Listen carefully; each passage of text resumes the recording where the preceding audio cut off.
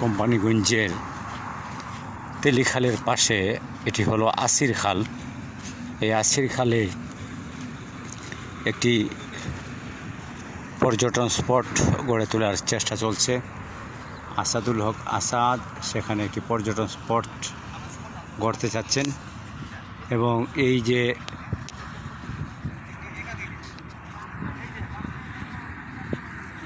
তাদেরকে তারা দেখাচ্ছেন ইঞ্জিনিয়ার শাহজালাল বিজ্ঞান ও প্রযুক্তি বিশ্ববিদ্যালয়ের একজন প্রকৌশলী এসেছেন এবং উনি নিজে দেখতে পাচ্ছেন যে এলাকা ঘুরে দেখছেন যে কিভাবে এখানে একটি রিসোর্ট বা একটি প্রাথমিক পর্যায়ে একটি স্কুল, একটি English medium school, Bangla medium সহ তারা চাচ্ছেন এখানে করার জন্য এবং এই যে ভিউটাকে কাজে লাগানোর জন্য মূলত এখানে প্রকৌশলীরা কাজ করছেন।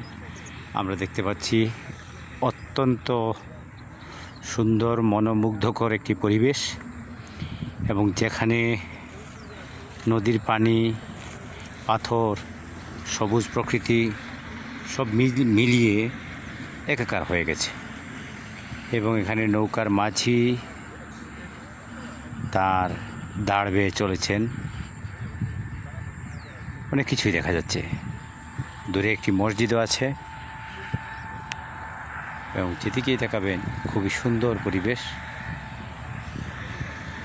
এই পাশেই সড়ক দিয়ে গাড়ি যাতায়াত করছে। এই সড়কের পাশে প্রথমে স্কুল এবং পরবর্তীতে এখানে একটি বড় পর্যটন স্পট অবকাশ যাপন কেন্দ্র করার জন্য চেষ্টা চলছে এবং প্রাথমিকভাবে এটি ভিজিট করছেন।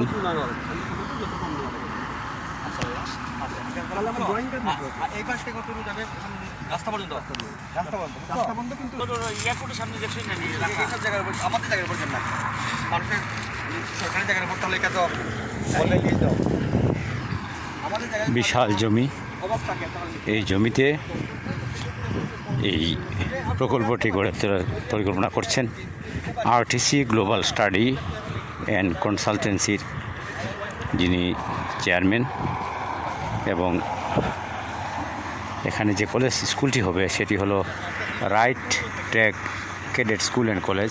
জায়গা থেকে আমরা জানবো, আমরা বেসিকলি আমার চাচা তো বেসিকলি এখানে বলা যায় একজন সংসদ সদস্য ছিলেন। আচ্ছা, আমার চাচা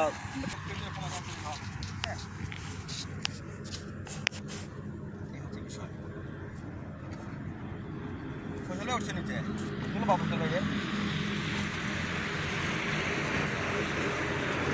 তাহলে আপনি তাহলে তুমি তোমার মতো করিয়া এই শুক্রবারে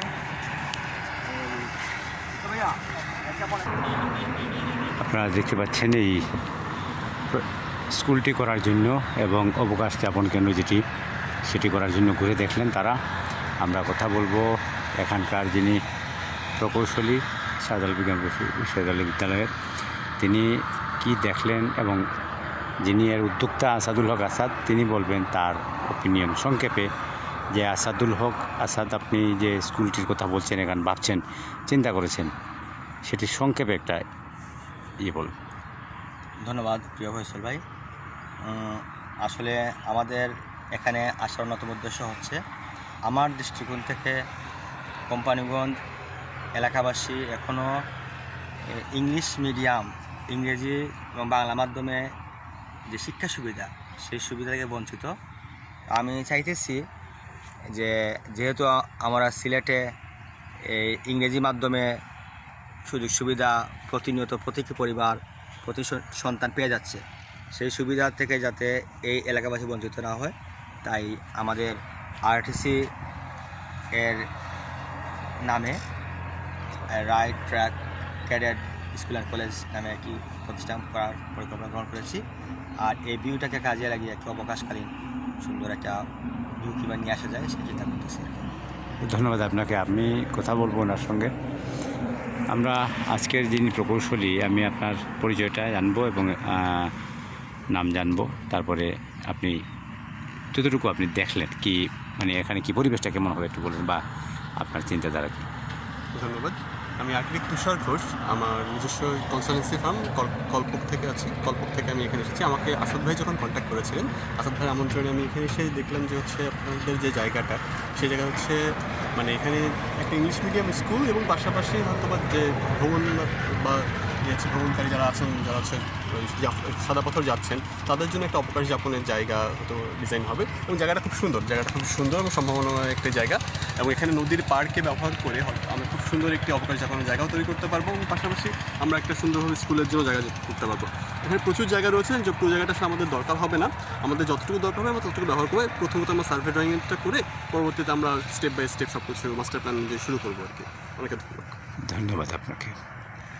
প্রিয় দর্শক, 2024 সালের 25 নভেম্বর আজকে এই সাইটটি ভিজিট করা হলো এবং প্রকল্প এলাকা ভিজিট করে প্রাথমিকভাবে আপনারা দেখলেন যে প্রকৌশলী সহ যারা এসেছেন তারা সকলেই সন্তোষ প্রকাশ করেছেন যে এখানে একটি ভালো পরিবেশ আছে এবং যে বিউটি আছে, প্রাকৃতিক যে সৌন্দর্য আছে, সেই সৌন্দর্যকেও কাজে লাগানো যাবে এবং একটি আকর্ষণীয় এলাকা হিসাবে গড়ে তোলা যাবে।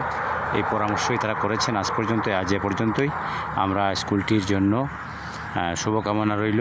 এই এলাকায় অনেক পর্যটন স্পট আছে, সাদা পাথর আছে, আর অনেক কিছু আছে, বিছনাকান্দিও দূরে আছে। তো যখন এগুলো নিয়ে কাজ হবে তখন আমার মনে হয় এই এলাকাটা আরও পর্যটনের দিকে এগিয়ে যাবে এবং একটি উন্নত মানের স্কুল হলে এই স্কুলটি এলাকায় শিক্ষার দ্যুতি ছড়াবে, সেই প্রত্যাশা রইল। ধন্যবাদ সবাইকে। আজ এ পর্যন্তই। আমরা আশা রাখবো এখানে স্কুলটি হবে এবং এই স্কুলটি এলাকার মানুষের কল্যাণে কাজ করবে, সেই প্রত্যাশায় শেষ করছি। আল্লাহ হাফেজ।